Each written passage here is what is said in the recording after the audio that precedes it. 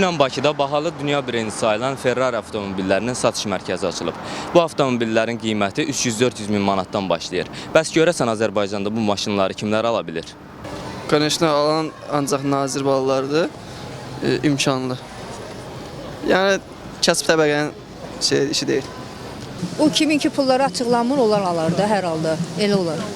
Rüşvət alanlar, yəni onun qiyməti çox bahadır, ona görə o pulu əldə eləmək, yəni belə normal şərtlərdə qeyri-mümkün sayılır. Ona görə varlılar, elitar təbəqə, burjualar, sonra əksəriyyəti yuxarı vəzifədə işləyənlər yəni.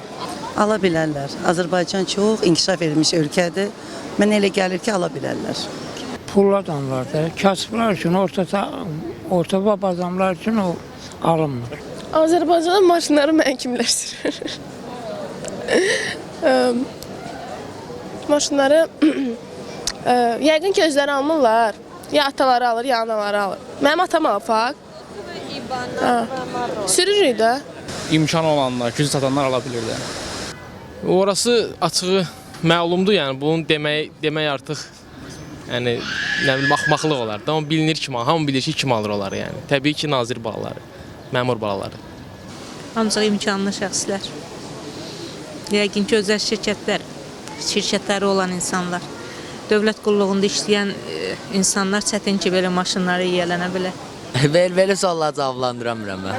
Məmurlar, prokurorlar, nazirlər, nazirin balaları, beləsinə. Varlılar, kim ala bilər? Pul alanlar da, tuz balalar. Məncə də pul alanlar. Kim imkanı var, o alır. Pul olmayan necə ala bilər? Onu da ki, sadə maaşla almaq mümkün deyil. Ya gərək əyri yolla alasan, ya da ki, oliqarx olasan. Atasının pul olanlardır, vəzifədə işləyənlərdir, kapitalistlərdir, sonra nazirlərdir, onların uşaqlardır. Mənə elə gəlir ki, o maşınları varlı adamlar ala bilərlər. İmkanlı adamlar. Nazirlər, bilirəm, bizdən orta maaş belə də çox deyil, amma alınır ki, deməli maaş da deməli yüksəkdir də, gəlir var ki də alınır da, nazir evladları alır, sonra elə nazirlərin özləri də alır. Yəqin ki, məmur evladları da eləcə.